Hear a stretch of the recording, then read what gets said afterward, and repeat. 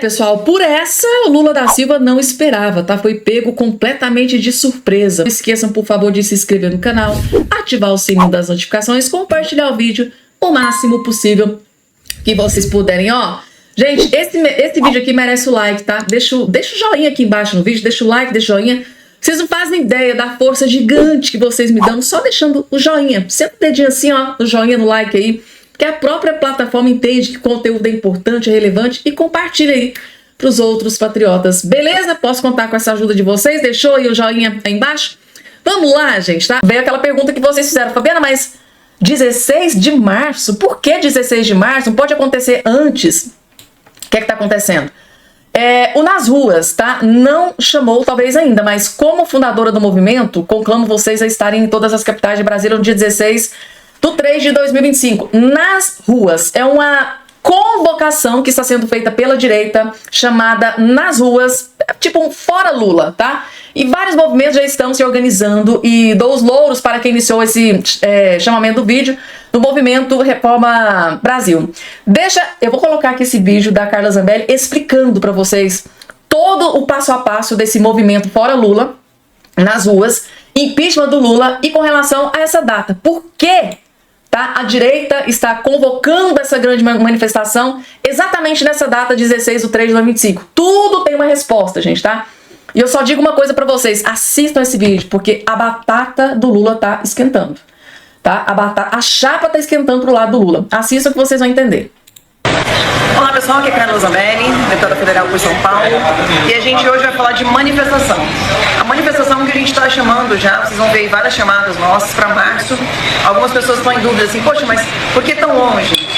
Para vocês terem uma ideia, dia 13/3, né, 13 de março de 2015, só foi o sucesso que foi porque a gente chamou em dezembro.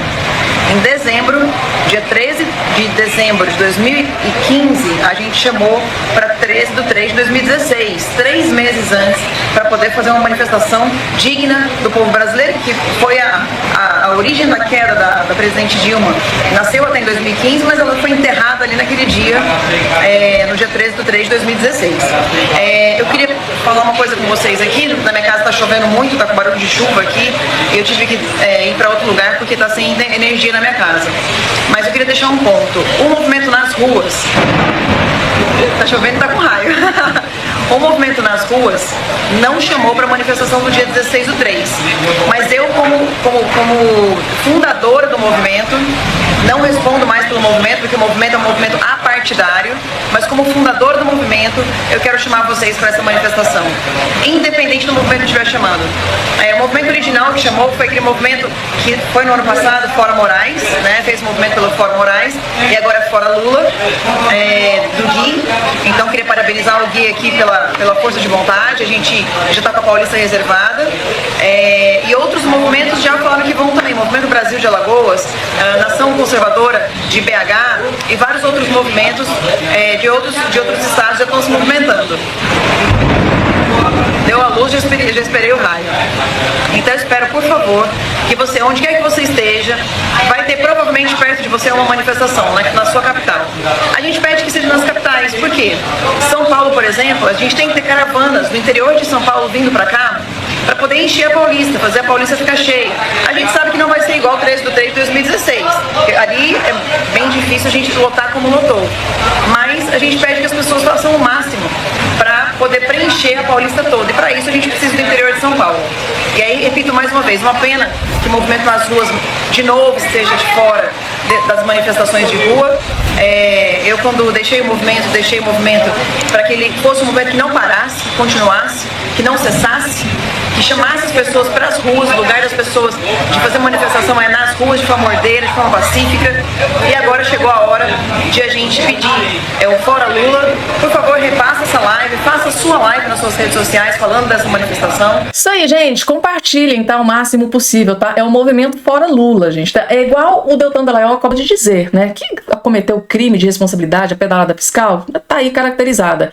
Agora, para acontecer Fora Lula, precisa de mobilização social. O povo tem que ir para as ruas para mostrar o seu descontentamento, né, com o governo. Afinal de contas, o povo tá feliz com esse governo? Acho que não, né, gente? Eu acho que só um doido diria que esse governo está sendo muito bem feito. Mas assim, tá aí, movimento, tá? O Nicolas Ferreira convocando para as ruas, tem a senadora Damares convocando para as ruas, né? O próprio Marcel Van Hatten também já fez publicação, fazendo convocação para as ruas.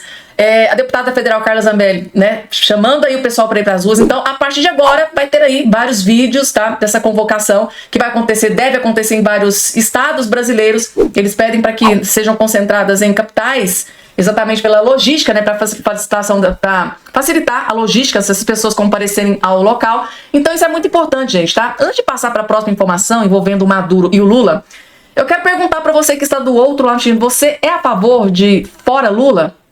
Coloca aqui embaixo, aqui nos comentários, tá? Vamos lá, gente, agora vamos falar sobre Lula e Maduro. Vejam só o que acabou de acontecer. Será que isso aqui tá acontecendo mesmo? Até agora eu tô me perguntando. Exército militar da Venezuela causa acidente na fronteira e faz governo Lula cobrar explicações de Maduro. Deixa eu ver se eu entendi. O governo Lula pedindo explicações para o ditador Nicolás Maduro, amigo, aliado de longa década de Luiz Inácio Lula da Silva. Será mesmo que isso está acontecendo, gente? Vamos entender aqui. Um exercício militar realizado pela Venezuela nesta quarta-feira resultou num incidente na fronteira do Brasil e levou o governo de Lula a cobrar explicações de Nicolás Maduro. O ministro das Relações Exteriores, Mauro Vieira, telefonou ao chanceler venezuelano com um pedido formal de posicionamento ao país vizinho. A cobrança ocorreu após a movimentação de armamento alarmar forças brasileiras e moradores de Pacaraima, em Roraima, como mostrou a coluna. De acordo com integrantes do governo, a Venezuela não fez a devida comunicação sobre a manobra militar. Além disso, por um breve momento, houve a entrada de viaturas de forças venezuelanas em território brasileiro, o que foi registrado por manobras da região em vídeo. Foi registrado, né, por manobras por moradores, da região em vídeo. E aquele vídeo que circulou nas redes sociais, inclusive eu coloquei aqui para todos vocês o momento em que o exército Maduro entrou em território brasileiro. Procurados, Palácio do Planalto, Itamaraty e Ministério da Defesa ainda não comentaram. Segundo uma fonte da diplomacia brasileira, o episódio foi caracterizado como incidente e não como invasão, já que o caminho percorrido pelos veículos de Maduro foi de somente alguns metros para que fizessem um retorno e voltassem ao território venezuelano, né? Adentrar alguns metros num país vizinho não é incomum, né? Por exemplo, casos de perseguição de suspeitos. O episódio desta quarta-feira, porém, ocorreu durante um exercício militar programado e havia clara sinalização de onde começava o território brasileiro, nota uma integrante do governo Lula. Para o Itamaraty foi preciso marcar posição e cobrar explicações de Maduro para que não se criasse um precedente com a Venezuela e com outros países fronteiriços. Ou seja, para o governo brasileiro, para o Itamaraty aqui, foi o Nicolás Maduro fazendo graça. O que é que vocês acharam, gente? Vocês acharam mesmo que o governo Lula estaria colocando pressão no ditador da Venezuela? É claro que não. Quando eu vi essa manchete aqui, eu pensei, a gente precisa entender. Será mesmo que é isso que está acontecendo? O governo Lula pedindo explicações para o governo do Nicolás Maduro? Vocês acham mesmo que isso ia acontecer, gente? Não, a explicação está aí, é só uma brincadeirinha do Maduro ali no território brasileiro. Aí, gente, para vocês sentirem que a questão tá ficando gigante, tá? Impeachment do Lula tá crescendo, tá ganhando força, tá? Que a oposição quer impeachment de Lula por irregularidades do pé de meia. Então, a grande questão aqui, gente, é o crime de improbidade e responsabilidade, né, cometido pelo governo Lula no pagamento desse pé de meia que por A mais B, tá? Eu já expliquei aqui nesse canal para vocês. O Tribunal de Contas da União foi lá, fez uma vistoria e encontrou uma pedalada fiscal, né? Apontou irregularidades no pagamento do pé de meia, que não foi autorizado pelo Congresso Nacional. Aí, gente, tá? Vários deputados, senadores estão aqui fazendo uma grande mobilização para o movimento fora Lula, ou seja, impeachment do Lula da Silva, por causa dessa pedalada fiscal do pé de meia. E daqui a pouco tem mais informação sobre isso, gente, porque eu preciso trazer para vocês aqui agora esse vídeo do Deltan Dallagnol, que também traz uma bomba gigante sobre essa questão do impeachment do Lula. Vejam só isso aqui, bomba no governo Lula. O Tribunal de Contas da União reconheceu que o governo cometeu pedaladas fiscais no programa Pé de Meia, movimentando 12 bilhões de reais fora das regras do orçamento e sem autorização do Congresso.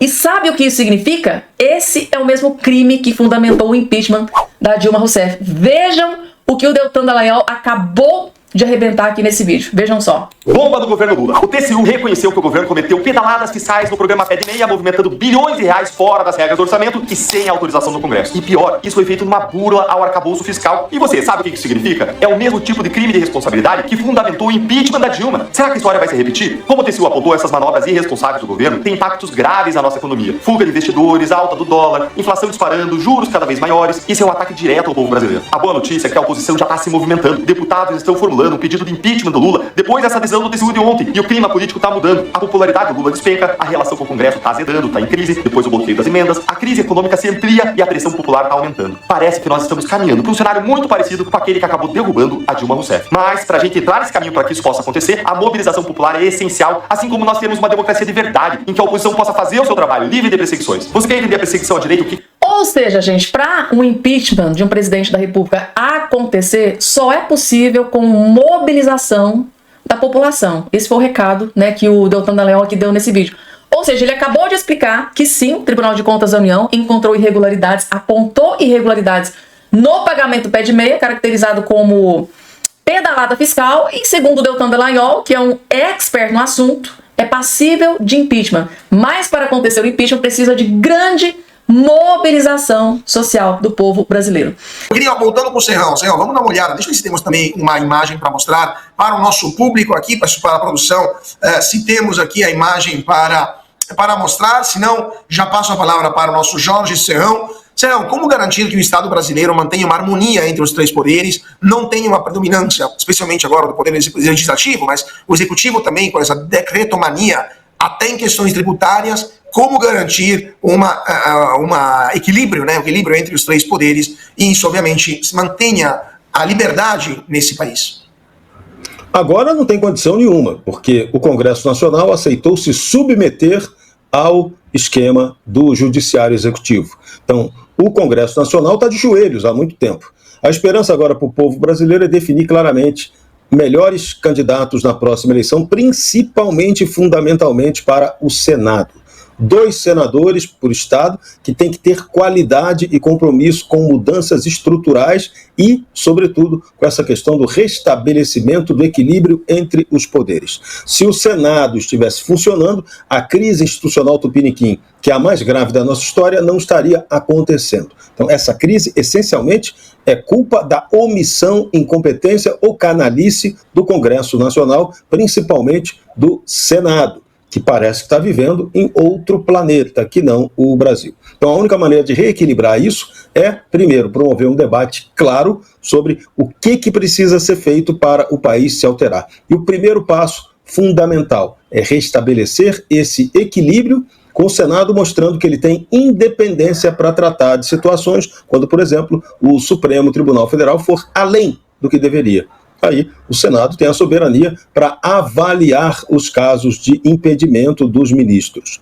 Hoje parece uma impossibilidade que isso aconteça. Você tem lá centenas de pedidos de ministro, de impeachment de ministro, mas nada acontece porque o comando do Senado, a mesa diretora do Senado, simplesmente não deixa sequer o assunto ser discutido pelo plenário. Então é hora de haver uma pressão crescente da oposição hoje ao governo Lula, aquela minoria no Senado que pode fazer barulho, uns 24 senadores fazendo pressão por mudanças nas regras de tramitação. E a próxima legislatura trabalhar para que isso aconteça. Agora, tem uma hipótese que pode acontecer aí, se Lula, por exemplo, se o impeachment do Lula avançar, podem ter certeza que Lula vai investir para fugir desse impeachment no impedimento de algum ministro do Supremo Tribunal Federal. E aí eu quero ver como é que a coisa vai ficar se de repente a gente tiver o cataclisma inédito de um ministro do Supremo ser submetido ao crivo do Senado com risco de perder o seu emprego vitalício. Aguardemos.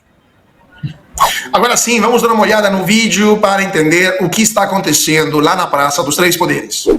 Gente, pela segunda vez o pai da crise tem nome e sobrenome e vai passando assim quase de vítima, é Luiz Inácio Lula da Silva. A história da comunicação que transformaram o novo ministro das comunicações, o Sidônio Palmeira, numa espécie de bálsamo da virada, que ele não é e que ele não será.